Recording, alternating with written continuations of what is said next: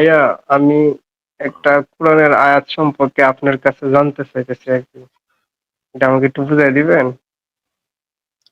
আচ্ছা, আপনার যদি কোনো পয়েন্ট থাকে তাহলে আপনি সেটা বলতে পারেন, কিন্তু কোরআনের আয়াত বোঝার জন্য তো আপনার তাফসির গুলা পড়া উচিত। হ্যাঁ, যদি কোনো কোরআনের আয়াত না বোঝেন আপনি, তাহলে আপনি তাফসির গুলা পড়বেন। বাজারে তো অনেক তাফসির গ্রন্থ পাওয়া যায়, সেই তাফসির গ্রন্থগুলা হুম, কিনে পড়বেন বা অনলাইনে পাওয়া যায়, পিডিএফ পড়বেন। আমার কাছে তো ভাই কোরআনের আয়াতের ব্যাখ্যা শোনা মানে দেওয়ার মতো মানে যোগ্যতা বা আহ আমার তো নাই। হ্যাঁ, আপনার কাছে যেটা করা উচিত ছিল সেটা হচ্ছে একজন একজন প্রখ্যাত তাফসির কারকের তাফসিরটা পড়ে দেখা। বাজারে ইবনে কাসিরের তাফসির পাওয়া যায়, জালালাইনের তাফসির পাওয়া যায়, তা তা মাঝারির তাফসির পাওয়া যায়, অনেকগুলা জাকারিয়া সাহেবের তাফসির পাওয়া যায়। সেই তাফসির গুলো আপনি পড়ে বোঝার চেষ্টা করবেন যে ওইখানে কি হয়েছে। আমরা তো ভাই নিজেরা কোরআন হাদিস ব্যাখ্যা করি না। আমরা যেটা হুম, করি সেটা হচ্ছে এই আলেমদের, এই প্রখ্যাত যারা আলেম আছেন তাদের ব্যাখ্যাগুলাকে নিয়ে আসি। আপনার যদি কোনো হুম। আয়াত বুঝতে সমস্যা হয় তাহলে আপনার উচিত সেই তাফসির গ্রন্থগুলা পড়া। আর যদি আপনি সেই আয়াত থেকে কোনো পয়েন্ট মেক করতে চান, কোনো যুক্তি তুলে ধরতে চান, তাহলে সেটা আপনি আমাদের লাইভে এসে তুলে ধরতে পারেন, আমাদের সাথে সেটা নিয়ে আলোচনা করতে পারেন। কিন্তু তাও ভাই আচ্ছা, কোরআনের আয়াত তো আমাদের এখানে বোঝানো হয় না আপনাকে। আপনার কেন আচ্ছা, মনে আমি হচ্ছে যে যুক্তিটা আমরা হইলো কোরআনের আয়াত, হ্যাঁ, একটু কথা শুনে নেন, কথা শুনে নেন। আচ্ছা, আপনার কেন এটা মনে হইলো যে আমরা কোরআনের আয়াত বুঝাই দিই মানুষের, মানছে আইসা আমারে করে বলে, ভাই অমুক আয়াতটা তো বুঝতাছি না ভাই, হ্যাঁ অমুক আয়াতটা আমার একটু বুঝাই দেন তো। তখন আমরা তার আয়াতটা বুঝাই দিই। এরকম এই কাজটা আমরা করি না ভাই। আপনার যদি কোনো একটা স্পেসিফিক আয়াত বিষয়ে কোনো একটা স্পেসিফিক পয়েন্ট মেক করার মতো থাকে, কোনো যুক্তি থাকে, সেইটা নিয়ে আমরা আলোচনা করতে পারি। কিন্তু আয়াত বুঝায় দেন, তাহলে তো ভাই আপনি আয়াত বুঝবেন তো জায়গা মতো গিয়ে আয়াত বুঝবেন, আমাদের কাছে তো আয়াত বোঝার আপনার দরকার নেই। বুঝতে পেরেছেন? হুম।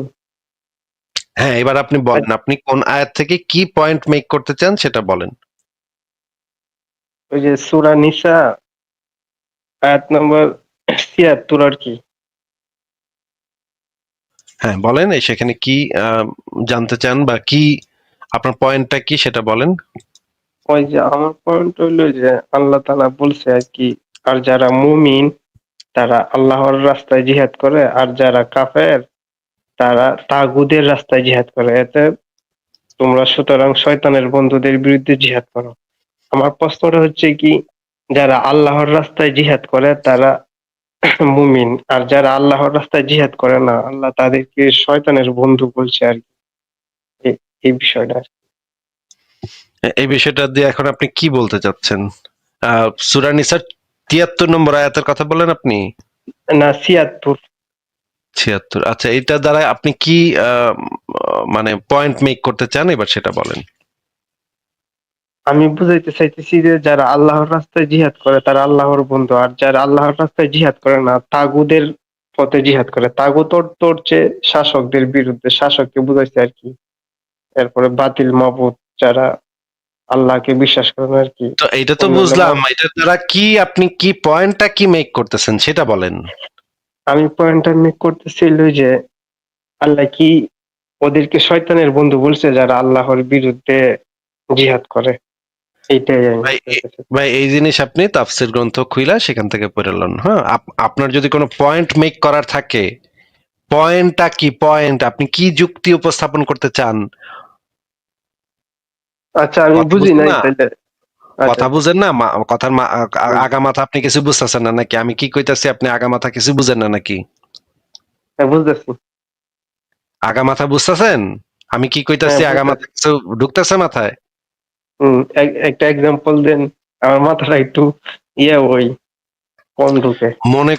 মনে করেন আমি পয়েন্ট মেক করব যে ইসলামের ভিতরে একটা খারাপ বিধান আছে যে দাসীবান্দি হ্যাঁ, লাগালাগি, নবী মোহাম্মদ এবং তার সাহাবীরা দাসীবান্দি লাগালাগি করতো বিয়া ছাড়া। মাইয়া ধরে আইনা বন্দি কইরা বন্দি মেয়েদেরকে রেপ করতো আপনার নবী। এটা এইটা ধরেন আমার পয়েন্ট মেক করব। এই পয়েন্টটা মেক করার জন্য আমি কিছু রেফারেন্স আনতে পারি যে কোরআনের সূরা মুমিনুন, তারপর আল মাআরিজ, আল মাআরিজের ২৯-৩০ নম্বর আয়াত, অনেকগুলো আয়াতই আছে, সূরা আহজাবে আছে, অনেকগুলো আয়াতই আছে যে তোমরা দাসীদের সাথে যৌন সঙ্গম করতে পারো। আবার হাদিসের ভিতরে লেখা আছে মুহাম্মদের সেনাবাহিনী মাইয়া বন্দি করে নিয়ে আসতো, বন্দি কইরা মেয়েদেরকে নিয়ে আসতো, কাফেরদেরকে মাইরা, তাদের বাপ বাইরে মাইরা সেই মেয়েদেরকে বন্দি করে নিয়ে আসতো, বন্দি করে আইনা তাদের সাথে আপনার নবী এবং তার সাহাবীরা সহবত করতো। এই পয়েন্টটা মেক করার জন্য আমি কিছু আচ্ছা যাক, রেফারেন্স, এখন কথা এখন শুনে আমি নেন, বুঝতেছি। কথা শুনে নেন, এই পয়েন্টটা মেক করার জন্য আমি কিছু রেফারেন্স আনতে পারি যে এই যে কোরআনের এই কয়টা আয়াতের ভিতরে এটা আছে এবং কতগুলো হাদিসের ভিতরে আছে, সিরাতের ভিতরে আছে। তো আমার পয়েন্টটা হইলো এইটা তো ভাই খারাপ জিনিস, এটা তো উচিত না, এটা তো একজন মানবিক মানুষ তো এটা কখনো করতে পারে না যে কাফেরদেরকে মাইরা, তাদের পুরুষদেরকে মাইরা মা বেটিকে গনিমতের মাল হিসেবে আইনা, বন্দি কইরা আইনা তাদের সাথে সেক্স করা, তাদেরকে রেপ করা, তাদেরকে ধর্ষণ করা, এইটা তো কোনো সভ্য সমাজের আচরণ হইতে পারে না, এটা তো অসভ্য, ইতর, বর্বর, খুনি, মানে মাফিয়া দল, এদের কাজ হইলো। আমার পয়েন্ট হইলো এইটার জন্য আমি সেই মানে কোরআন হাদিসের রেফারেন্স, সিরাতের রেফারেন্স, তাফসিরের রেফারেন্স, এগুলো আমি আইনা আপনারে বলতে পারি। এখন আপনি যে যে কোরআনের আয়াতটা যে বলছেন, সেই কোরআনের আয়াতটা দ্বারা আপনার পয়েন্টটা কি মেক করতে চাচ্ছেন সেটা বলেন। আচ্ছা যাক, আমি বুঝতে পারি নাই, এখন আমি বুঝছি আপনার যে কি কি বুঝাইতে চাচ্ছেন, আমি বিষয়টা বুঝছি। মানে মানে আপনার কোনো পয়েন্ট নেই, তাহলে আপনি আমাকে, আমি যে পয়েন্টটা মেক করলাম সেটার বিষয়ে আপনি বলেন যে আপনার কাছে এটা কেমন মনে হয় যে এই যে আপনার ইসলাম ধর্মের যে বিধানটা আছে, আপনি চাইলে আমি আপনাকে সেই রেফারেন্স গুলো বাইর করে দেখাবো, অসুবিধা নেই, আমরা রেগুলারই সেই রেফারেন্স গুলো বাইর করে দেখাই, প্রতি ওই লাইভেই যে আমরা আমি কম বেশি ইয়ে, এই জিনিসটা দেখাই। মনে করেন একটা দল ইসলাম মানে না, ও আলাদা ধর্ম আছে, ওরা ওদের ধর্ম করতে আছে, হ্যাঁ, ওরা হিন্দুরা পূজা টুজা করতেছে, শিব টিপ টুজা করতেছে, গণেশ টনেশ পূজা টুজা করতেছে। আমি যদিও আমি এগুলা পছন্দ করি না, এই গণেশ টনেশ, শিব টিপ, কালী টালি, কিন্তু আমি মনে করি ওরা যদি পূজা করতে চায় ওরা করুক গা, ওদের ওদের জীবন, ওদের মানে মানে ওরা নিজের পয়সায় যদি মূর্তি বানায় ওরা নিজেরা পূজা করে যদি খুশি থাকে তাহলে থাকুক গা, আমার কি, আমার তো সে তাতে কিছু যায় আসে না, এটা তাদের বিষয়, তাদের ব্যক্তিগত স্বাধীনতা, তাদের ব্যক্তিগত বিষয়। কিন্তু ইসলাম কইতাছে ওরা যদি এই মূর্তি পূজা ছাইরা না দেয়, ওরা যদি মূর্তি পূজা না ছাড়ে, ওরা যদি এক আল্লাহর উপাসনা না করে, তাইলে তাগরে আকবার গিয়া তাদের বিরুদ্ধে আক্রমণাত্মক জিহাদ করতে হবে। হুম, মানে তাদের গিয়া আক্রমণ করতে হবে, এবং তারা যদি ইসলাম ধর্ম কবুলটা না করে তখন তাদেরকে মাইরা, তাদের পুরুষদেরকে মাইরা তাদের মা বেটিকে গনিমতের মাল হিসেবে বাইন্দা নিয়ে আসতে হবে, বন্দি করে বাইন্দা বুইন্দা নিয়ে আসতে হবে, বাইন্দা বুইন্দা নিয়ে এসে তাদের সাথে সেক্স করতে হবে। এইটা ইসলামের বিধান, এইটা হচ্ছে আপনার নবীও করছে, আপনার নবীর সাহাবীরাও করছে। And এই বিধানটা আপনার কাছে কেমন মনে হয় বইলা বলেন তো, যে এই বিধানটা কি একটা সভ্য ভালো বিধান হইতে পারে? এটা কি একটা সভ্য সমাজে এই রকমের বিধান চালু থাকতে পারে? এটা কেমন একটা বিধান হইলো, এইবার আপনি বলেন। হয়তো আমি এই যে সূরা বাকারার 256 নম্বর আয়াতে আল্লাহ তাআলা বলছে যে সূরা বাকারার ধর্মের ব্যাপারে 256 সূরা বাকারার 256 নম্বর আয়াতে যে যার যার ধর্ম তার তার, দিনে কোনো জোর জবরদস্তি নেই, এই হুম আয়াতটার হুম ব্যাখ্যা যদি আপনি পড়েন, এই আয়াতটার ব্যাখ্যাতে পরিষ্কার ভাবে বলা আছে যে এই আয়াতটার ব্যাখ্যা এটা না যে তাদেরকে জোর জবরদস্তি করা যাবে না। আপনি তাইলে ইসলাম সম্পর্কে ভালোভাবে ভাই জানেন না বা ভালোভাবে পড়েন নাই, আমি আপনাকে সেটার ব্যাখ্যা বের করে দেখাচ্ছি, সেটার ব্যাখ্যা আমার কাছে খোলা আছে। আমরা মানে যদি সেটার ব্যাখ্যাটা একটু ভালো করে পড়ি, দেখেন এখানে আমরা সেই ব্যাখ্যাটা আমরা নিয়ে আসতেছি। দেখেন, এই যে দেখেন, ইসলামে কোনো ইসলামে কোনো জবরদস্তি নেই। এই কোরআনের যে আয়াতটা আপনি যে 256 সূরা বাকারার 256 নম্বর আয়াতটা বললেন, দেখেন এই আয়াতটার তাফসিরে যে জিনিসটা বলা আছে, সেই তাফসিরে আমরা যদি দেখি, ধরুন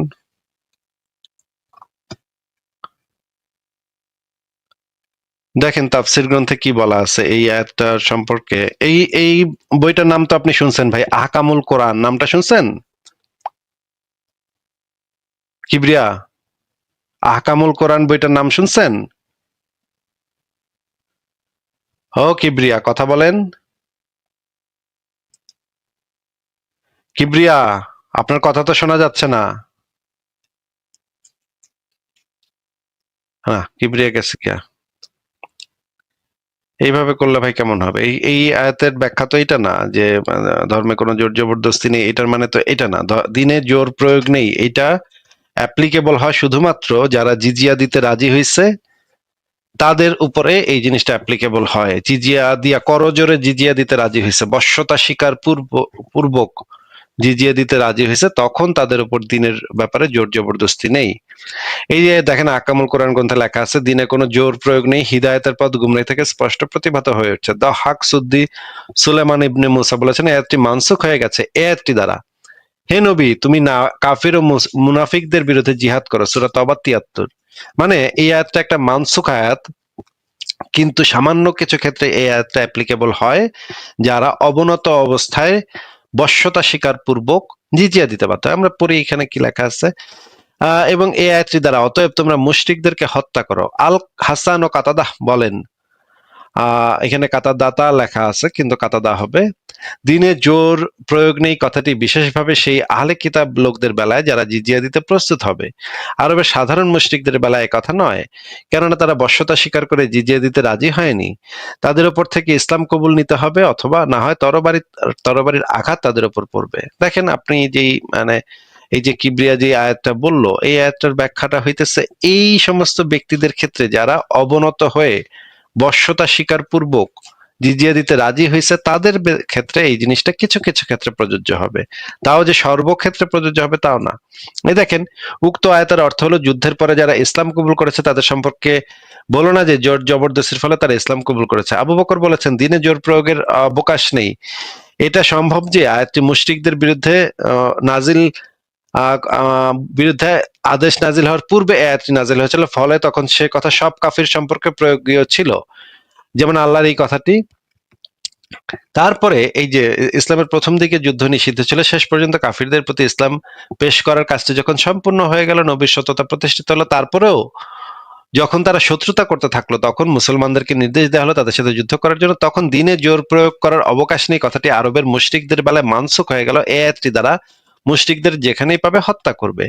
মুশরিকদের বিরুদ্ধে যুদ্ধ করার হুকুম সম্বলিত আরো বহু আয়াত রয়েছে, তাই উক্ত আয়াতের প্রয়োগ কেবলমাত্র আহলে কিতাবদের সাথে থেকে গেল, অর্থাৎ দিন গ্রহণের ব্যাপারে তাদের উপর কোনো জোর প্রয়োগ করা যাবে না। আর আহলে কিতাবদের নিষ্কৃতি দেয়া হবে তখন যদি তারা বশ্যতা স্বীকার করে জিজিয়া দিতে রাজি হয়, তখন তারা মুসলমানদের জিম্মি হয়ে থাকবে।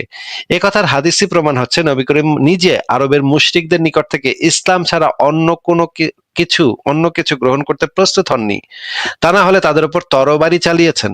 আর উক্ত আয়াতটির হুকুম সমস্ত কাফিরদের ক্ষেত্রে প্রয়োগযোগ্য হতে পারে, কেননা মুশরিক মাত্রই তো ইয়াহুদি না হয় খ্রিস্টান, ফলে তাদের উপর ইসলাম কবুলের জন্য জোর করা যাবে না। তারা নিজেদের ধর্ম পালন করতে থাকবে, তবে জিজিয়া দিতে রাজি হয়ে। দেখেন আরো যে জিনিস বলা আছে, তাদেরকে ইসলাম গ্রহণে বাধ্য করে না আকীদা হিসেবে। নবী করিম বলেছেন আমি লোকেদের বিরুদ্ধে যুদ্ধ করতে আদিষ্ট হয়েছি যতক্ষণ না তারা লা ইলাহা ইল্লাল্লাহ বলবে। তা যদি তারা বলে তাহলে তারা তাদের রক্ত ও ধনমালকে আমাদের থেকে রক্ষা করতে পারলো, আর তার উপর কোনো হক ধার্য হলে ভিন্ন কথা, তবে তাদের হিসাব আল্লাহর কাছে। নবী করিম জানিয়ে দিলেন কাফিরদের বিরুদ্ধে যুদ্ধ কেবলমাত্র ইসলামের প্রকাশের জন্য। দেখেন এখানে কিন্তু পরিষ্কার ভাবে এই তাফসিরে একদম মানে পরিষ্কার ভাবে এই জিনিসটা বলা আছে। এবং আকীদা গ্রন্থেও, ইসলামের যে আকীদা গ্রন্থ আল ইতকান ফি তাওহিদ আর রহমান, শায়েখ আব্দুল্লাহ আল মুনির, এই গ্রন্থের 14 পৃষ্ঠা থেকে 17, 25 থেকে 27 পৃষ্ঠাতে যে জিনিসটা বলা আছে সেটা হচ্ছে কাউকে ইসলাম গ্রহণ করতে বাধ্য করা। এই বিষয়ে উপরোক্ত আলোচনার সাথে সংশ্লিষ্ট একটি গুরুত্বপূর্ণ বিষয়। সমস্ত ওলামায়ে কিরাম একমত হয়েছেন যে যেসব কাফিরদের সাথে তোমাদের কোনো চুক্তি নেই বা তারা জিজিয়া প্রদানকারী জিম্মি কাফেরও নয়, তাদের হত্যার ভয় দেখিয়ে বা অন্য কোনোভাবে ইসলাম গ্রহণ করতে বাধ্য করা হলে এটা গ্রহণযোগ্য হবে। অর্থাৎ এ প্রকারে ইসলামের অনুপ্রবেশের পর পুনরায় বের হয়ে যেতে চাইলে তাকে মুরতাদ সাব্যস্ত করা হবে এবং হত্যা করা হবে। এই বিষয়ে দলিল হলো কোরআনে এই কথা বলা যে আমরা পূর্বে উল্লেখ করেছি। নিচে দেখেন আরো কি বলা আছে, আমাকে আদেশ করা হয়েছে মানুষের সাথে যুদ্ধ করার জন্য, এটা হচ্ছে নবীর কথা। যতক্ষণ না তারা বলে লা ইলাহা ইল্লাল্লাহ, যখন তারা এটা বলবে তখন তাদের রক্ত ও সম্পদ সংরক্ষিত বলে গণ্য হবে। তাদের 3টি বিষয়ের দিকে ডাকো। এই যে দেখেন, ইসলাম কবুল, জিজিয়া আদায় এবং যুদ্ধ। সুতরাং যুদ্ধের মাধ্যমে যাদেরকে ইসলাম কবুলে বাধ্য করা হয় তারা মুসলমান বলে গণ্য হবে। আচ্ছা, ও আমরা দেখেন এখানে, কিন্তু রাসূলুল্লাহ এর জন্য তাকে কঠোরভাবে তিরস্কার করলেন। এখানে দেখেন আরো যে জিনিসটা বলা আছে, ইবনুল আরবি বলেন, একজন মুসলিম যখন কোনো কাফিরের সাক্ষাৎ পায় যার সাথে তার চুক্তি নেই, তার জন্য তাকে হত্যা করা বৈধ। আকামুল কোরআন মোল্লা আলী কারি আল হানাফি ইমাম আল খাত্তাবি থেকে বর্ণনা করেন, কাফিরদের রক্তের ব্যাপারে মূলনীতি হলো তা বৈধ। মানে কাফিরদের রক্তের ব্যাপারে মূলনীতিটা হচ্ছে সেই রক্তটা বৈধ, মানে একজন মুসলিম চাইলেই একজন কাফিরকে সাধারণভাবে হত্যা করতে পারে, এটা বৈধ। অর্থাৎ চুক্তি বা অন্য কোনো কারণে একজন কাফিরের রক্ত নিষিদ্ধ হয়, চুক্তি না থাকলে তা বৈধ। অপরদিকে মুসলিমের রক্তের ব্যাপারে মূলনীতি হলো তা নিষিদ্ধ কোনো কারণে, যেমন বিবাহিত অবস্থায় জেনা ইত্যাদি, তা বৈধ হয়। চুক্তি তিন প্রকারের হতে পারে: জিজিয়ার চুক্তি, যুদ্ধবিরোধী চুক্তি, ইসলামী রাষ্ট্রে অল্প অল্প সময়ের জন্য আশ্রয় গ্রহণের চুক্তি। এই সকল চুক্তির কোনোটাই যে কাফিরের সাথে মুসলমানের নেই তাকে আক্রমণ করা এবং মুসলিম হতে বাধ্য করা বৈধ। তারা বাধ্য হয়ে ইসলাম গ্রহণের পর দুনিয়ার বিচারেই মুসলিম হিসেবে গণ্য হবে, আর তাদের অন্তরের বিষয় আল্লাহর কাছে। দেখেন এখানে কিন্তু পরিষ্কারভাবে সবকিছু খোলামেলা বর্ণনা করে দেয়া আছে, এখানে কোনো রাগঢাক করা হয়নি। মানে মানুষ যে লজ্জা শরম করে একটু রাগঢাক করবে সেটুক পর্যন্ত সেখানে নাই। তো এই হচ্ছে ভাই অবস্থা। ভাই একটা প্রশ্ন নিয়ে আসছিলাম। প্রশ্নটা হচ্ছে একটু বিজ্ঞান আর কোরআনের দিক থেকে সাংঘর্ষিক। বিষয়টা হচ্ছে যে একটা প্রশ্ন প্রচলিত আছে আমাদের সমাজে, ডিম আগে নাকি মুরগি আগে? ভাই এখানে আপনার মত কি? ভাই ডিম আগে নাকি মুরগি আগে এই টাইপের প্রশ্নের উত্তর তো এখানে দেয়া হয় না ভাই। ধর্ম, না ভাই, ফিলোসফি, বিজ্ঞান এই সমস্ত বিষয় এখানে আলোচনা করা হ্যাঁ হয়। হ্যাঁ, এটা ভাই বিজ্ঞান বা বিবর্তনের সাথে বেশ খানিকটা সাদৃশ্যপূর্ণ, তাই আর কি, যদি একটু বলতেন। আহ বিষয় হচ্ছে, এই বিষয়টা জানতে হলে আপনার বিবর্তনের ধারাবাহিকতা, বিবর্তন কিভাবে ঘটেছে সেই জিনিসগুলা ডিটেইলসে জানতে হবে, একটু ডিটেইলসে জানতে হবে। এই জিনিসগুলা জানাটা এত ইজি না আপনার, এই জন্য তাহলে একাডেমিক পড়ালেখা লাগবে। আপনি কি বিবর্তন তত্ত্বের উপর কোনো বই পড়েছেন? বই পড়া হয়নি, মানে আর্টিকেল আকারে বেশ কিছু পড়া হয়েছে এরকম। আপনি চার্লস ডারউইনের যে একটা বিখ্যাত বই আছে সেই বইটা পড়েছেন বিবর্তন তত্ত্বের উপরে? বা বাংলাদেশে কয়েকটা অনুবাদ গ্রন্থ পাওয়া যায়, বই আকারে পড়া সেগুলোও হয়নি। কি কোনোটা পড়েছেন? তাহলে তো ভাই এই প্রশ্নের উত্তর যদি এখন আপনাকে না দেয়া হয় তাহলে আপনি তো উত্তরটা ঠিকভাবে বুঝতে পারবেন না, কারণ আপনার তো সেই বিবর্তনের যে বেসিক যে ধারণাগুলা সেই ধারণাগুলাই নাই। যদি বেসিক ধারণাগুলা ছাড়া আপনি যদি এই ওই উত্তরটা যে বুঝতে যান। বেসিক ধারণার কথা বলেন, তাহলে সেটা আচ্ছা, বেসিক আপনি ধারণা, আপনি বললে মনে বেসিক হয় আমি ধারণা কি বুঝতে। আছে সেটা তাহলে আমি একটু জিজ্ঞেস করি, যে আমি দেখি যে বেসিক ধারণাটা আছে কিনা। আমি কি আপনাকে হ্যাঁ কয়েকটা প্রশ্ন করে একটু দেখবো যে আপনার সেই বেসিক ধারণাটা আছে কিনা? করতে পারেন, তবে আচ্ছা, আপনি তাহলে আমাদেরকে বলেন তো, বিবর্তন তত্ত্ব এটা তো একটা থিওরি, তাই না? হ্যাঁ হ্যাঁ, থিওরি কাকে বলে আর হাইপোথিসিস কাকে বলে একটু যদি বলতেন।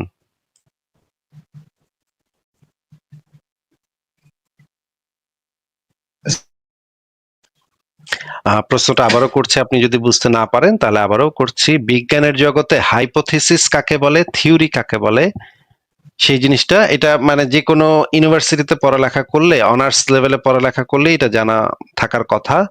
এইটা আপনাকে যে প্রশ্নটা করেছি অত্যন্ত সাধারণ প্রশ্ন, ইউনিভার্সিটিতে ভর্তি হলে এই জিনিসটা যে কেউ জানার কথা।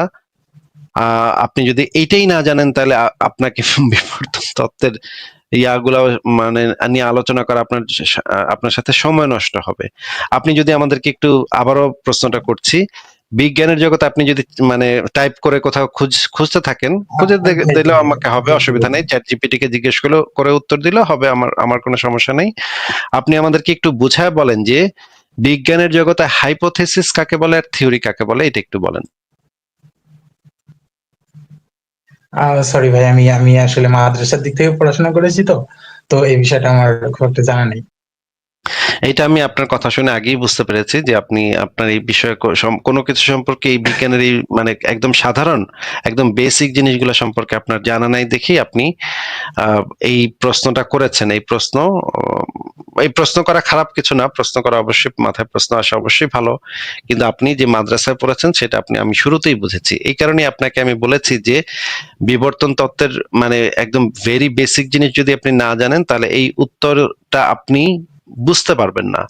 এই জন্য আপনার কিছু আহ, একটা যে কোনো একটা বিষয় সম্পর্কে জানতে হলে সেটার কিছু প্রি রিকুইজিট থাকে, মানে আহ, ওইটা জানার আগে এই জিনিসগুলা জেনে জেনে তারপরে এই জিনিসটা জানতে হয়, তখন আপনার যে জানাটা সেটা আহ, শক্তিশালী হয় বা আপনি আরো ভালোভাবে তখন জিনিসটা বুঝতে পারবেন। এই কারণেই আপনাকে আমি জিজ্ঞেস করেছি বিবর্তন তত্ত্ব সম্পর্কে বেসিক ধারণা আছে কিনা। আপনার একদম বেসিক ধারণাই নেই, আপনি এইটা পর্যন্ত জানেন না। বিবর্তন তত্ত্ব তো দূরের কথা, বিজ্ঞানের জগতে হাইপোথিসিস কাকে বলে আর থিওরি কাকে বলে এই জিনিসটাই আপনি জানেন না ভাই। এটা তো খুবই মর্মান্তিক ব্যাপার। আপনি যদি কিছু মনে না করেন, আপনাকে কি আমি জিজ্ঞেস করতে পারি যে আপনার পড়াশোনা কত দূর? আমি পড়াশোনা বলতে ভাই আমি মাদ্রাসার দিক থেকে পড়াশোনা করেছিলাম। পরে আমি এসএসসি দেওয়ার পর আর কি ডিপ্লোমাতে পড়াশোনা করতেছি এখন, তবে মাদ্রাসাতে অধিকাংশ পড়াশোনা ছিল। আচ্ছা, ডিপ্লোমা যে করেছেন, ডিপ্লোমাতেও তো এই জিনিসটা থাকার কথা আমি যতদূর মানে জানি, যদি আমি একদম শিওর না, আহ, কিন্তু আমার যতদূর মনে হয় ডিপ্লোমাতেও এই জিনিসটা থাকার কথা। বিজ্ঞানের জগতে হাইপোথিসিস কাকে বলে আর থিওরি কাকে বলে এই জিনিসটা আমাদের ডিপ্লোমা কারিকুলামের ভিতরেও থাকার কথা। আপনি কি কোথাও পান না এই জিনিসটা, হাইপোথিসিস কাকে বলে আর না থিওরি কাকে মানে বলে? না না আচ্ছা, আমার আমার 3টা সেমিস্টার পার হয়েছে, এখনো পড়েনি আর কি। আচ্ছা। এই জন্যই এই সমস্যাটা হচ্ছে এইখানে যে আপনার এই বেসিক ধারণাগুলো নাই।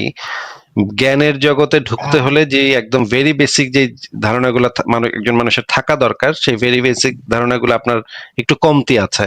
এখন আপনার যেটা করতে হবে ভাই, আপনি এই জিনিসগুলো আগে জানেন, হাইপোথিসিস কাকে বলে, থিওরি কাকে বলে, তারপর সায়েন্স কিভাবে কাজ করে, সায়েন্স যে একটা মেথড, সেই মেথডটা কিভাবে কাজ করে, এই জিনিসগুলো জানার পরে এরপরে আপনি বিবর্তন তত্ত্ব সম্পর্কে কিছু আইডিয়া নেন, কিছু বইপত্র পড়েন।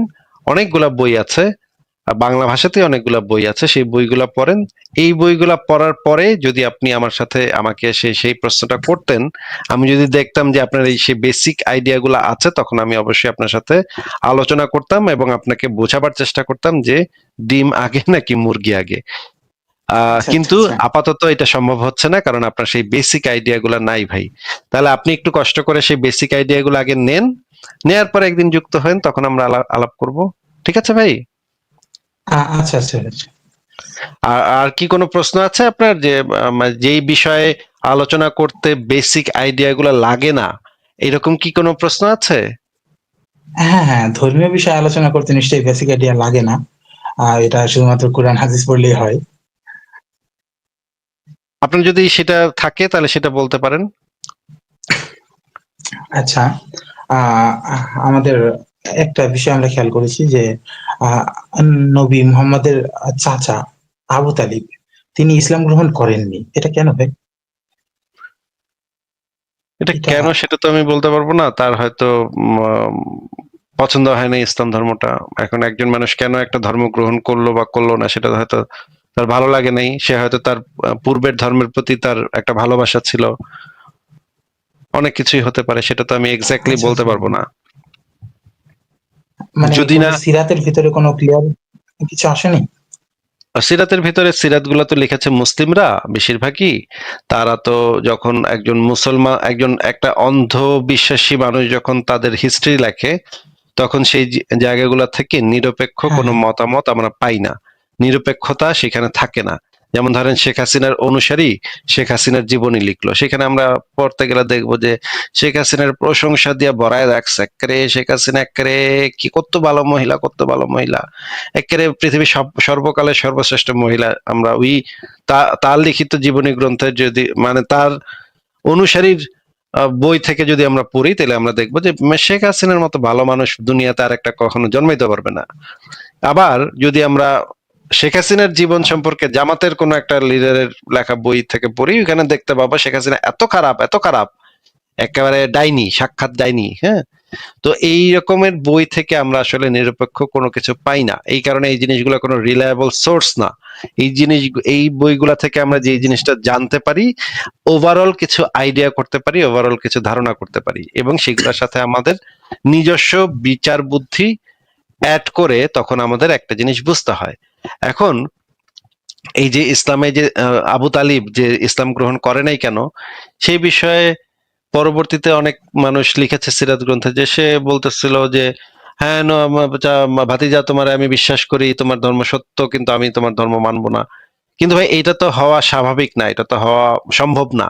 কারণ একজন মানুষ যদি জানে সে অনন্তকাল নরকের আগুনে পুড়বে, এটা যাই না শুই নাও কারো ওই ধর্ম আহ মানে না গ্রহণ করাটা সম্ভব না। সে যদি আসলেই জানতো তাহলে অবশ্যই আবু তালিব সেই ধর্মটা গ্রহণ করতো। সে যদি আসলেই সেটাকে বিশ্বাস করতো যে আল্লাহ আছে, তাহলে অবশ্যই সে এটা বিশ্বাস সেটাকে গ্রহণ করতো।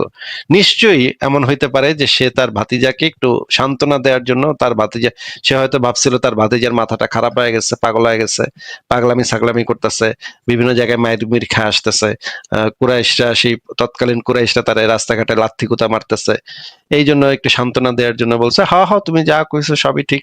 এরকম আমরা অনেক সময় করি। যেমন আমাদের এক আত্মীয়র একবার জিনে ধরছিল, নাকি জিনে ধরছিল, আমি জিনে আসলে ধরে নাই তারে, তার একটা সাইকোলজিক্যাল সমস্যা হয়েছিল। সে খালি আইসা বলতো যে আমার জিনে ধরছে, জিনে তো আমার এটা বলছে। তখন আমরা তাকে একটু সান্ত্বনা দেওয়ার জন্য বলতাম হ্যাঁ হ্যাঁ ঠিকই কইছো, তোমার আসলে জিনে ধরছে, চলো তোমার আমরা একজন ভালো ঐশের কাছে নিয়ে যাবো।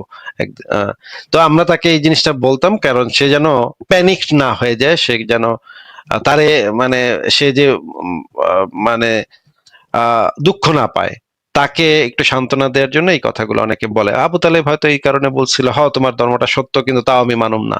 কিন্তু তাও মানুম না, কেউ যদি বলে যে এই ধর্মটা সত্য তাও মানুম না, হুদাহুদি আমি দোজগে, অনন্তকাল দোজগে গিয়া ঢুকবো, এটা তো হওয়া সম্ভব না, তাই না ইমদাদুল ভাই? হ্যাঁ হ্যাঁ। আপনার কি মনে হয়, আপনি যদি একটা জিনিস জানেন যে এটা সত্য, জাস্ট ফাইজলামি করার জন্য কি আপনি কইবেন যে না ভাই আমি মানি না, আমি হুদাই হুদাই জামুগা, অনন্তকাল আমি জাহান নামে গিয়ে জ্বলমু, ধুর, আমার মজা লাগে, আগুনে জ্বলতে আমার মজা লাগে, আমি বিশ্বাস করি এটা ঠিকই ঠিক আছে, তাও হুদাহুদি আমি আগুনে জ্বলমু গা। এটা তো ভাই, এটা আচ্ছা তো ভাই। পসিবল না, তাই না? হ্যাঁ হ্যাঁ। বলছি আপনারা কি শিওর যে ইসলাম কোনোভাবে সত্য হতে পারে না, বা ইসলাম খুব ভালো ধর্ম না, ইসলামের যে পরকালের যে বিষয়গুলো আছে এগুলো আসলে কোনো যৌক্তিক না, এরকম শিওর আপনারা? ইসলামের যে বিষয়গুলো আছে সেগুলো তো আমরা রেগুলার আলোচনা করি। ইসলামের ভিতরে তো আমরা অনেক অনেক বিষয় নিয়ে আলোচনা করি, হাজার হাজার বিষয় নিয়ে আমরা আলোচনা করি। আপনি যদি স্পেসিফাই না করেন তাহলে তো আলোচনা এভাবে মানে ঢালাও ভাবে আলোচনা করা যায় না। যেমন একটু আগে আমি একজনের সাথে আলাপ করছিলাম যে ইসলামের একটা বিধান আছে আক্রমণাত্মক জিহাদ, মানুষকে জোরপূর্বক ইসলাম ধর্ম গ্রহণ করতে বাধ্য করা এবং তাদের উপর আক্রমণ করে তাদের মা বেটিকে গনিমতের মাল হিসেবে তুলে এনে রেপ করা। এটা ইসলামের একটা বিধান, এটা আপনার নবীও করেছে, আপনার নবীর সাহাবীরা সবাই মিলে করেছে।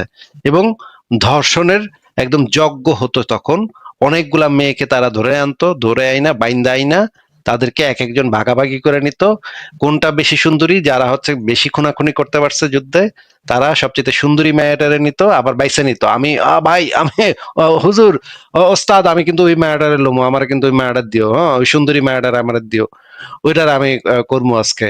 তারপরে এইভাবে তারা ভাগাভাগি করে লাইন ধরে দাঁড়া করাইতো মেয়েদেরকে, বন্দি মেয়েদেরকে লাইন ধরে দাঁড় করাইতো, লাইন ধরে দাঁড় করে তারপরে তারা বাইসা নিত মেয়ে, তারপর সেই মেয়ের সাথে তারা সেক্স করত।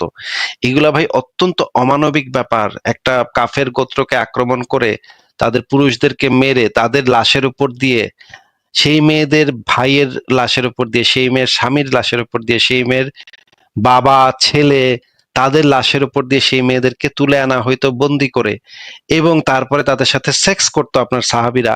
এইগুলা তো ভাই অত্যন্ত মর্মান্তিক, অত্যন্ত বর্বর, অত্যন্ত অসভ্য ব্যাপার।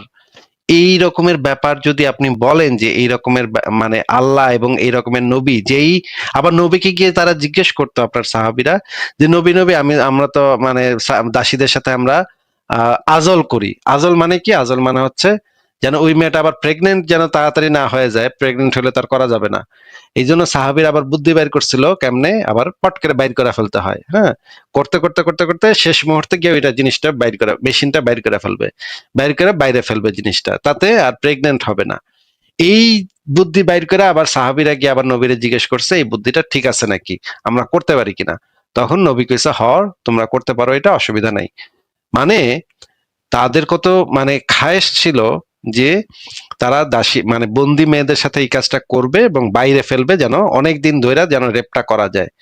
আবার রেপ করার পরে তারা ওই জিনিসটা বিক্রি যেন করতে পারে, সেই মেয়েদেরকে প্রেগনেন্ট হয়ে গেলে তার বিক্রি করা যাবে না, ওই মেয়েদেরকে যেন আবার বিক্রি টিক্রি ঠিক মতো করতে পারে।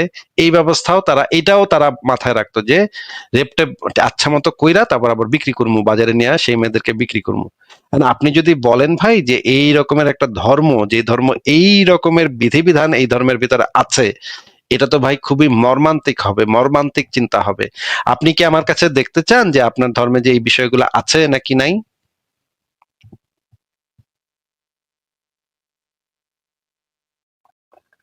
কাজী ইমদাদুল্লাহ মুজাহিদ, আপনি কি দেখতে চান যে আপনার ধর্মের ভিতরে এই বিধানগুলো আছে নাকি নাই, সেটা কি আপনি দেখতে চান ভাই? হাজি হাজি হাজি ইমদাদুল্লাহ ভাই, আপনার কথা তো শোনা যাচ্ছে না আর।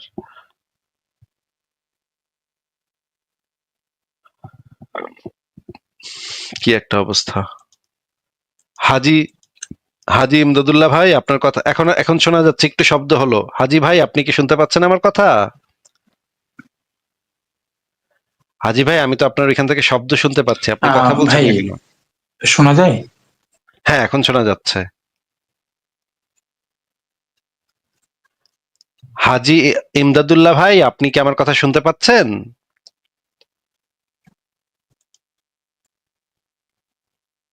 আরে যন্ত্রণা। হাজি ইমদাদুল্লাহ ভাই, আপনি কি আমার কথা শুনতে পাচ্ছেন? আমি আপনার কথা আপনি হ্যাঁ, আমার দেখতে কথা পাচ্ছি। শোনা যায়? এখন শোনা আমি গেল, কিছু হ্যাঁ। শুনতে পাচ্ছি না ভাই। এখন শোনা গেল, আপনি কি শুনতে পেয়েছেন আমার কথাগুলা?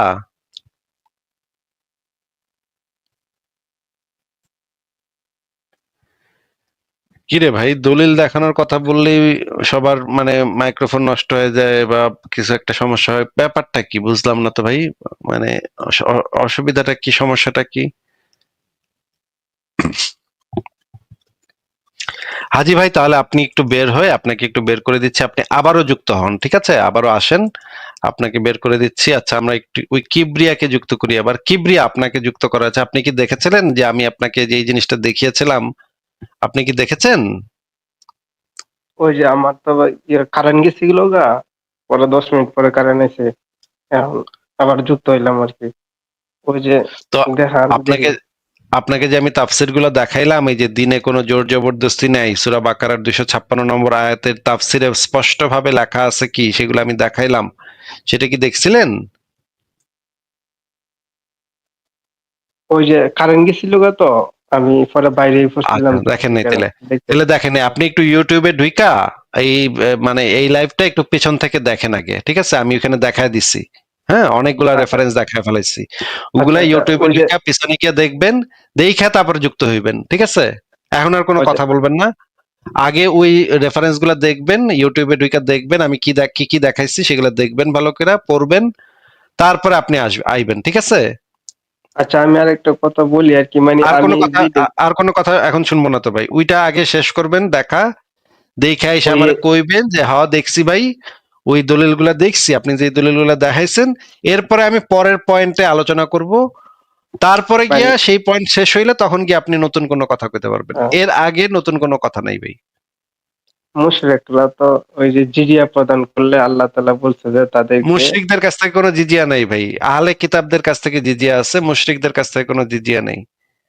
ভুলভাল ওই যে বললেন না, যেটা জানেন না সেটা বললেন না।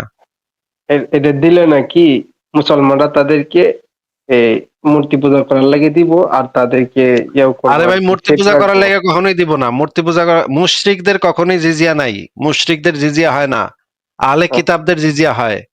আহলে কিতাব মানে ইহুদি খ্রিস্টানদের জিজিয়া হয়, মুশরিকদের জিজিয়া হয় না।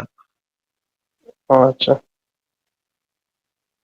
মুশরিকদের থেকে কোনো জিজিয়া টিজিয়া নাই, সরাসরি কতল করতে হবে। যদি ওরা ইসলাম কবুল না করে তাহলে জবাই করতে হবে। নবী এটা শিখায় গেছে। ওই যে সূরা তওবার 5 নম্বর আয়াতের মধ্যে আছে এটা। হ্যাঁ, সূরা তওবার 5 নম্বর, সূরা তওবার 73 নম্বর, অনেকগুলো আয়াতে আছে। মুশরিকরা আচ্ছা, যতক্ষণ পর্যন্ত ইসলাম কবুল না করবে ততক্ষণ পর্যন্ত জবাই করতে হবে তাদেরকে।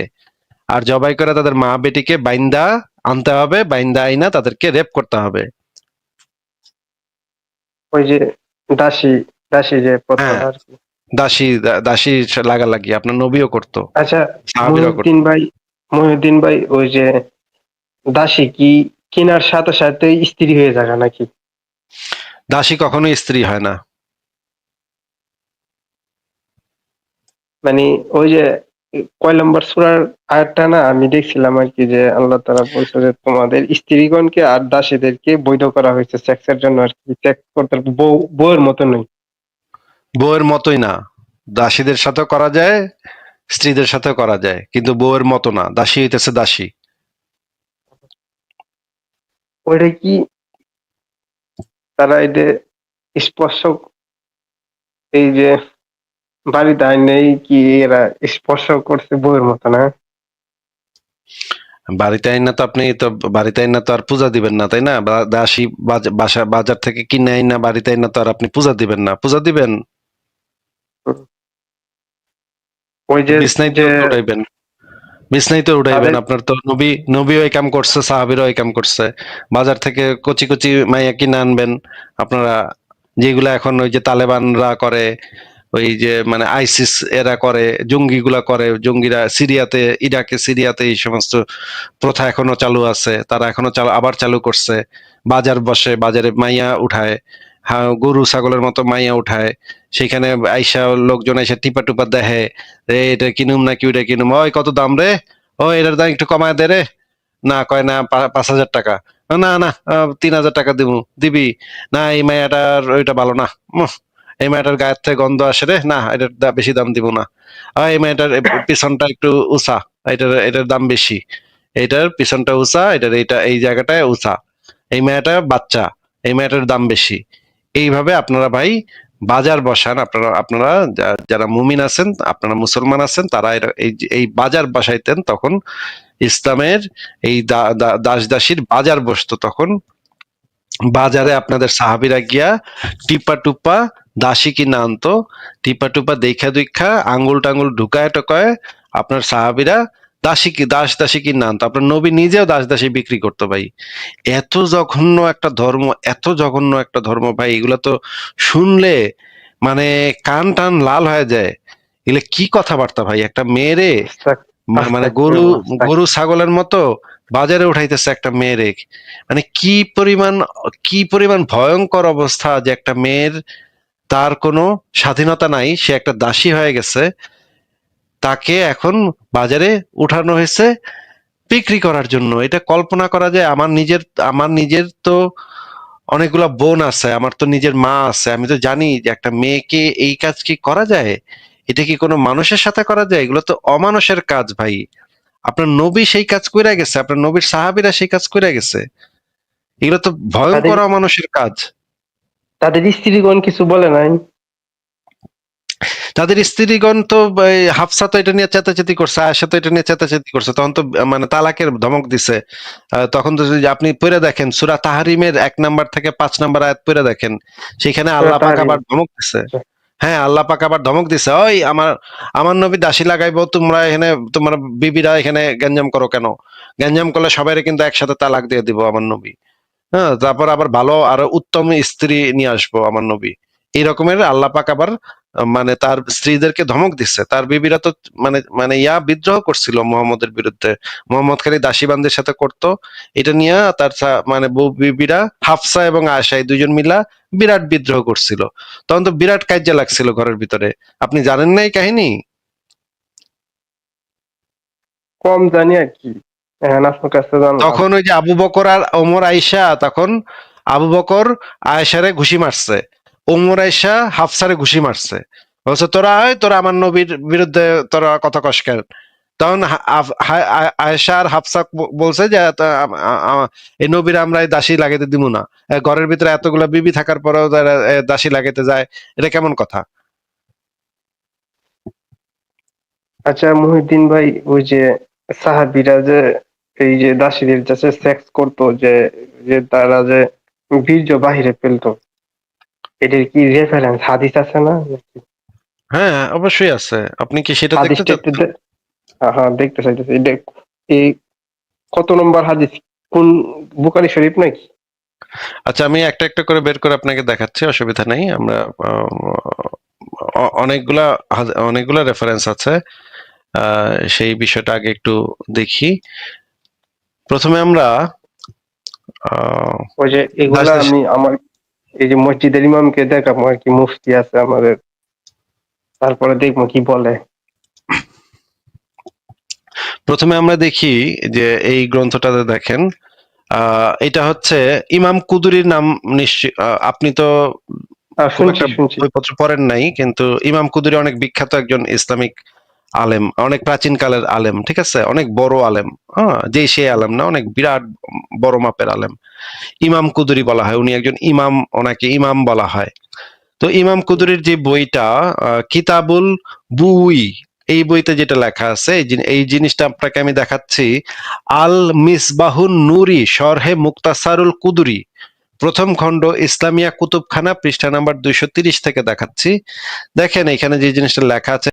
ভাই, আপনি কি একটু পড়ে শোনাতে পারবেন আমাদেরকে এখানে কি লেখা আছে? দেখা যায়? বড় করে দিব একটু আরো? কম দেখা যায় কি, আমার মোবাইল তো ছোট না, আমার তো আর কম্পিউটারে নাই। এই যে ইয়াটা একটু বড় করেন তো দেখি, আরো কোন বড় করে দিছি, দাসী দেখেন ক্রয়। তো। দেখেন তো, লাল অংশটুকু পড়ে শোনাতে পারেন নাকি, দেখেন তো। ওই যে আমার মোবাইলের মধ্যে তো ছোট ভাষায়, মানে কোনো দাসী ক্রয় করার পর যদি তার মুখে বা তারপরে কি বোঝা যাচ্ছে না, বগলে দুর্গন্ধ অনুভূতি হয়, অথবা সে ব্যভিচারিণী বা জারত বলে প্রমাণিত হয়। মানে ভাইয়া আমার, আপনি পড়েন, আমি একটু কম আচ্ছা, দেখা যাইতেছে আর কি। ঠিক আছে, আমি পড়ে শোনাচ্ছি। এখানে যে মানে দাসী কেনার ক্ষেত্রে ইসলামের বিধানটা কি সেটা বলা হচ্ছে যে, আপনি মনে করেন মুসলমান, আপনি একজন মর্দে মুসলমান, মমিন মুসলমান, আপনি দাসী কিনতে বাজারে গেলেন। বাজারে গিয়া দাসী কিনলেন, একটা দাসী কিনা দেখলেন যে এটার বগলে বা মুখে গন্ধ আইতাছে। হ্যাঁ, তো এখানে ইসলামের বিধান হইতাছে যে আপনি এই দাসীটারে আবার ফেরত দিতে পারবেন। বুঝছেন ভাই? কিবরিয়া ভাই, শুনতে পাইতেছেন? শুনতে পাচ্ছি।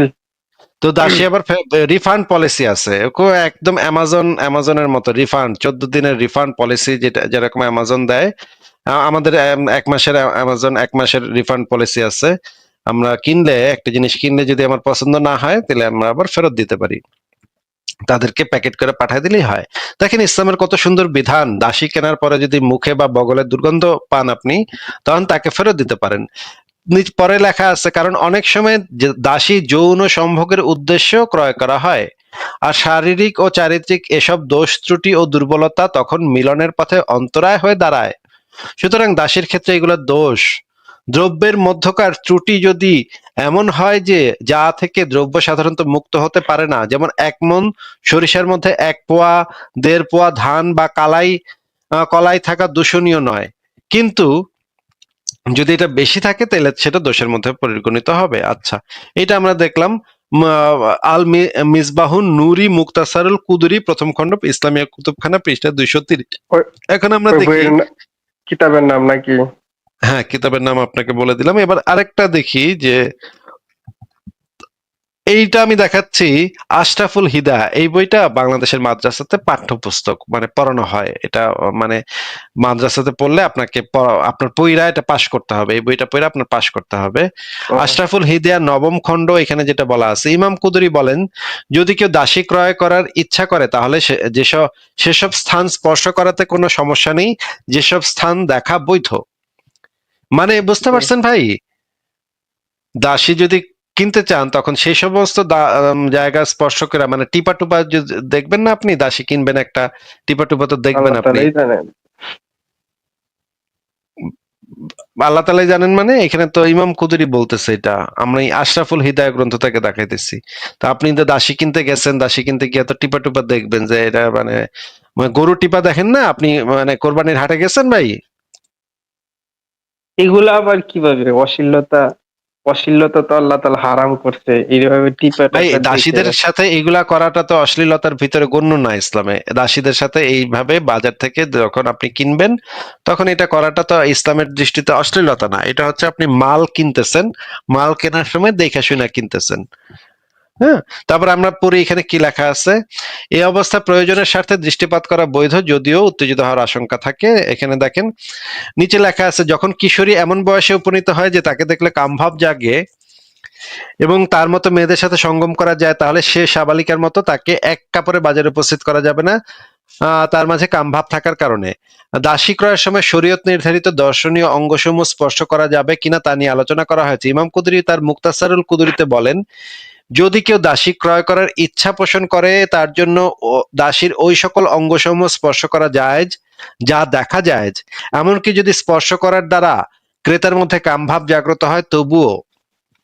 নিচে বলা আছে অর্থাৎ ইমাম মোহাম্মদ, ইমাম আবু ইউসুফ, ইমাম আবু হানিফা থেকে বর্ণনা করেন, যে ব্যক্তি কোনো দাসী ক্রয় করার ইচ্ছা পোষণ করেছে তার জন্য সে দাসীর পায়ের নলি, বুক ও হাত স্পর্শ করাতে কোনো ক্ষতি বা দোষ নেই এবং এসব অঙ্গ অনাবৃত অবস্থায় দেখাতেও কোনো সমস্যা নেই। কামভাব জাগ্রত হলেও স্পর্শ করা বৈধ হবে। ভাই আপনারা কল্পনা করতেছেন, ভাই কল্পনা করতেছেন যে কি কথাবার্তা এখানে লেখা, মানে কিতাবের কিতাবের নাম নাকি কিতাবুল? আশরাফুল হিদায়া, আশরাফুল হিদায়া মানে বাংলাদেশে এই বই পাঠ্যপুস্তক ভাই, পইরা এগুলো এই বই পড়া মুখস্থ করে পাশ করতে হয় মাদ্রাসায় এই বই। আশরাফুল হিদায়া কত লাগে হ্যাঁ, আল হিদা, লাইব্রেরি থেকে কিনলে? এইটার কিনতে অনেক টাকা লাগবে, আপনি অনলাইনে ডাউনলোড করে পড়তে পারেন, আশরাফুল হিদায়া লিখে সার্চ করলে পাবেন, নবম খণ্ড। তারপরে ও আমরা আছে। দেখি আজল, আজলের ব্যাপারটা দেখি, আজলের ব্যাপারটা কি, আজল জিনিসটা কি, আগে একটু জিনিসটা কি বুঝতে হবে। এইটা আমি দেখাচ্ছি ভাই বুখারী শরীফ থেকে, দেখা যাচ্ছে বুখারী শরীফ? হ্যাঁ হ্যাঁ। বুখারী শরীফ লেখা দেখা যাচ্ছে নাকি? হুম হুম। আচ্ছা, এখানে কি লেখা আছে আমরা পড়ি। বুখারী শরীফের 3832 নম্বর হাদিসে বলা আছে, আহ আবু সাইদ খুদরিকে দেখতে পেয়ে তার নিকট গিয়ে বসলাম এবং তাকে আজল সম্পর্কে জিজ্ঞেস করলাম। আবু সাইদ খুদরি বলেন, আমরা রাসূলুল্লাহ সাল্লাল্লাহু আলাইহি সাল্লামের সাথে বনু মুস্তালিকের যুদ্ধে অংশগ্রহণ করেছিলাম। এই যুদ্ধে আরবের বহু বন্দী আমাদের হস্তগত হয়। মহিলাদের প্রতি আমাদের মনে খায়েশ হলো এবং বিবাহ শাদী ব্যতীত এবং স্ত্রীহীন অবস্থা আমাদের জন্য কঠিন হয়ে দাঁড়ালো। তাই আমরা আজল করা পছন্দ করলাম এবং তা করার মনস্থ করলাম। তখন আমরা বলাবলি করতে লাগলাম, রাসূলুল্লাহ সাল্লাল্লাহু আলাইহি সাল্লাম আমাদের মাঝে বিদ্যমান, এ সম্পর্কে তাকে জিজ্ঞেস না করেই আমরা আজল করতে যাচ্ছি। আমরা তাকে এ বিষয়ে জিজ্ঞেস করলে তিনি মানে মোহাম্মদ বললেন, এরূপ না করলে তোমাদের কি ক্ষতি?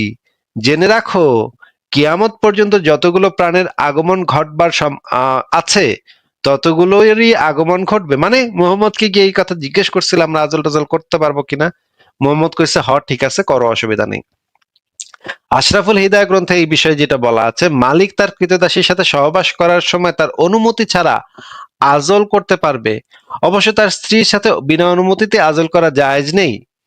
এটা হচ্ছে ইমাম কুদুরির বক্তব্য। আবার এই বিষয়ে শাফি মাযহাবের আবার একটু ভিন্ন মত আছে। শাফি মাযহাবে দরসে ইবনে মাজা গ্রন্থের 253 নম্বর পৃষ্ঠাতে বলা আছে, ইমাম শাফির মতে স্ত্রী যদি স্বাধীন হয় তবু তার সাথে আজল করার জন্য তার অনুমতি গ্রহণের প্রয়োজন নেই, কেননা তার মতে মূলত সহবাসের ক্ষেত্রে স্ত্রীর কোনো অধিকার নেই। আর ইমাম আবু হানিফার মতে স্বাধীন স্ত্রী থেকে আজল করতে হলে তার থেকে অনুমতি নেওয়া জরুরি, তাছাড়া জায়েজ নেই, কেননা সহবাস তার মতে স্বাধীন স্ত্রীর অধিকারের অন্যতম এবং সে স্বামীর কাছে প্রাপ্তি তলব করতে পারে। এইটা হচ্ছে দর্সে ইবনে মাজাতে বলা আছে। এবার আমরা আজলের যে কারণটা কি ছিল, কারণটা কি আমরা একটু দেখি। প্রথমে আমরা এটা হাদিস গ্রন্থ থেকে পড়ি, আজলটা মানে ঘটনাটা কি দেখেন। সাফিয়া বন্দীদের অন্তর্ভুক্ত ছিলেন, তিনি দাহিয়া কালবিয়ের ভাগে পড়েন, এরপর নবী করিম এর অধীনে এসে যান। 2088 নম্বর হাদিসে বলা আছে, আবু সাইদ খুদরি থেকে বর্ণিত, তিনি বলেন,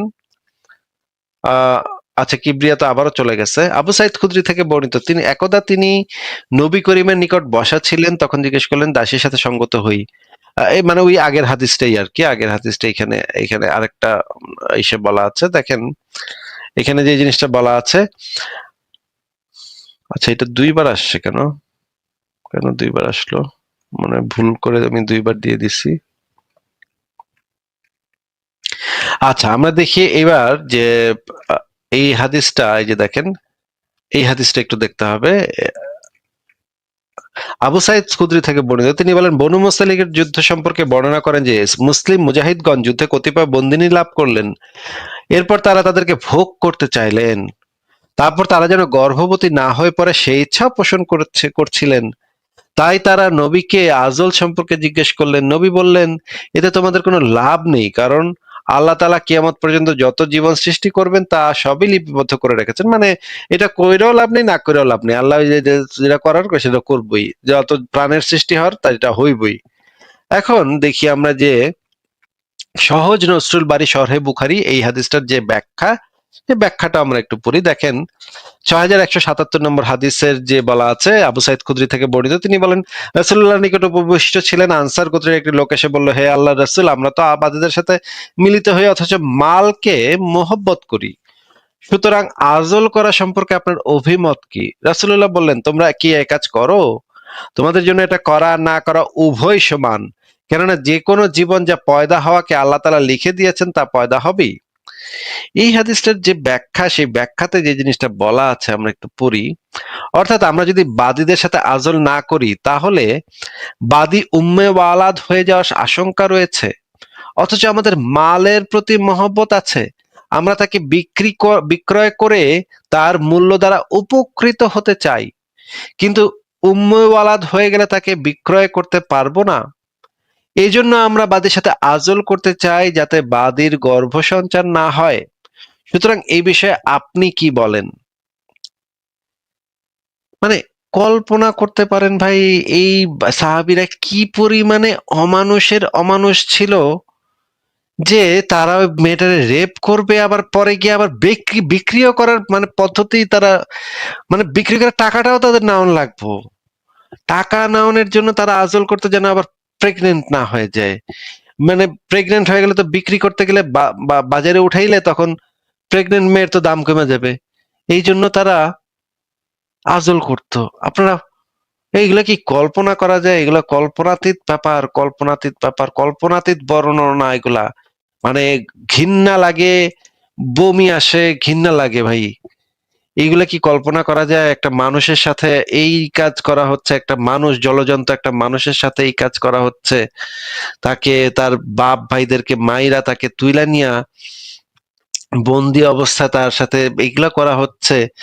এগুলা কি কল্পনা করা যায় ভাই? এগুলা কি কল্পনাতীত ব্যাপার, কল্পনাতীত বর্ণনা। আমি তো এগুলা মানে দুঃস্বপ্নেও কল্পনা করতে পারি না। উফ, উফ।